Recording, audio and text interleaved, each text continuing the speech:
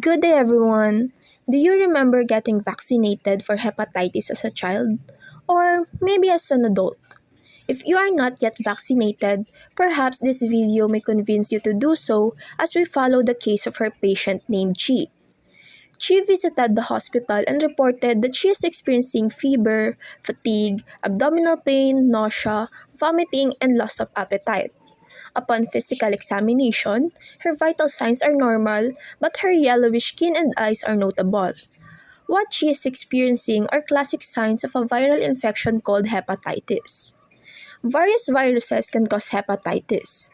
One thing to remember is that hepatitis B is the only hepatitis caused by an enveloped, double-stranded DNA virus in the family of Hepatnaviridae. This virus is estimated to be affecting millions of humans worldwide, causing a major health concern. The clinical manifestations of HBV may vary among individuals. Beware of this virus as it can spread silently since some may be asymptomatic at its early stages. Thus, it is best to get regular screenings for early detection. If you notice any of these signs and symptoms, get checked by a doctor as soon as possible.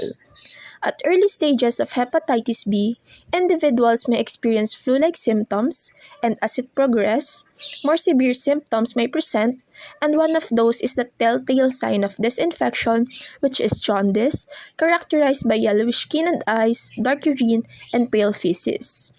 Another unique aspect of hepatitis B, however, is its ability to establish chronic infection. In chronic cases, cirrhosis of the liver may occur as well as cancer. To confirm if she is infected with hepatitis B, she was ordered to undergo a blood test. Since there can be numerous causative agents of hepatitis as mentioned earlier, serological markers help determine the virus in individual cases. These markers, detected through blood tests, help doctors figure out if an individual is currently infected, has fought off the infection, or is protected through vaccination. So let's break down these different markers with the help of our medtech, Rita. Hi everyone! First, we have the surface antigen and antibody, which describes if a patient is diseased or immune. HB-Sag in the blood is the primary marker in an infected individual, indicating an active infection.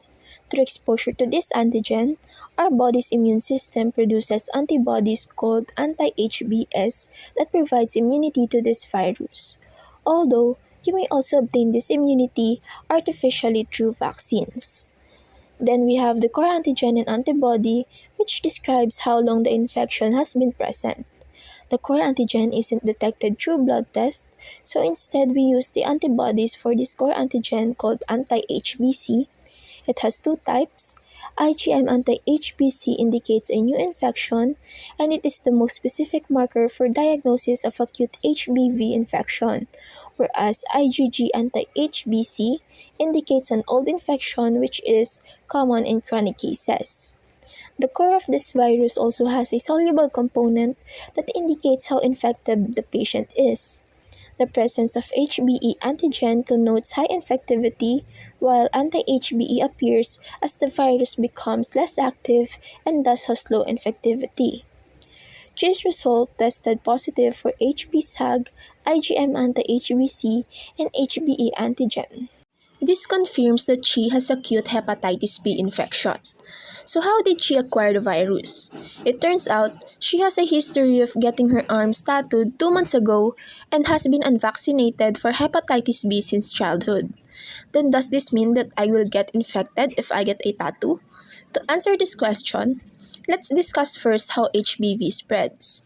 To let you remember easily, think that the B in hepatitis B virus stands for blood since that is its primary mode of transmission along with other body fluids. Therefore, unsterile needles and unprotected sex are major risk factors for this virus.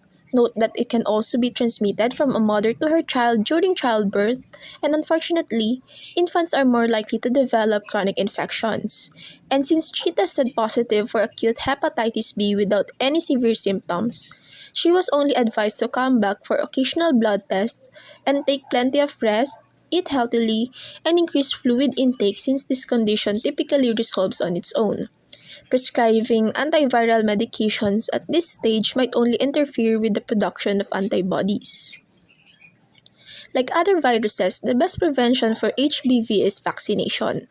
The vaccine for this virus is among the first and most successful vaccines developed against a major human cancer. And again, avoid sharing materials that encounter body fluids and always practice safe sex. And if you get infected, get plenty of rest and eat healthy food to support your body in its fight against the virus. Make sure to visit a doctor and listen to their advice in case they will prescribe medicines that can help your immune system. So that is all for the basic information about this virus. Stay informed, everyone.